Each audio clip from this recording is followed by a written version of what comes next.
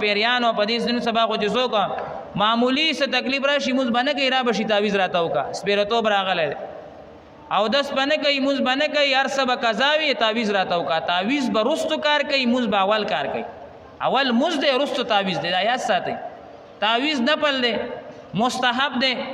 خکار دې کچاو کو خدا کچاو نه کو نو څه ګناي نشتا موږ فرض دې کوم دې اونکو بیا خو چې کم دې ګناګار موږ ډیر مرګري هغه موږ او داس نه کوي قران مجید نه وای ذکر نه کوي تلاوت نه کوي او بس تعویز راته وکاو تعویز راته وکاو یو کس رالو وای ډیر زیات پیریان دی را باندې مېره د پیریانو علاج آسان دی شیخ ادریس صاحب نیکه مبارک دا وظیفه خودلی دا او هغه ګارانټي سره وای چې دا وظیفه کوي تاسو د کور نه مکمل پیریان ختم شي خو وظیفه بخپل کوي پمون به نه کوي وای وظیفه بخپل کوي ارسو کې کولې شي چې پچا پیریانی هغه دغه کور والا دغه بچي ټول په کور کې یو درې سلور کسا روزانه دي 70 ځله آیت الکرسی وای مکمل پیریان به ختم شي روزانه 70 ځله آیت الکرسی اس شي نه یعنی غون لس منټه ټایم په باندې نه لګي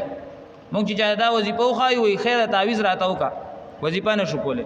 یا دا راته تکوا نبي به موږ چاته څنګه وخایو مونږ چاته ځکه وظیفه خایو نه چې اوس مثال وظیفه زتا ته خو مراته ته نو شیخ ادریس صاحب مثال دا سوي چې ډاکټر د دوایو لیکي او ډاکټر ته وی چې تی خو زه بس کېږم نو څنګه بسام شي نو وظیفه به تکه نو مونږ چې چاته وایو یاره 70 ځله آیت الکرسی وایي د کور نه مکمل پیریان دیوان جنات هر چیز به ختم شي نه تعویز راته تعویز راته وکړه بیا تعویزګرو باندې ګرځي لکونه زرګونه روپۍ ورکوي د دې اسانه وظیفه ده 70 ځله آیت الکرسی یو ملګری کور کې طالبات دي لوڼې عالمات دي هغه وی دا زموږ د کور کپړې شلیږي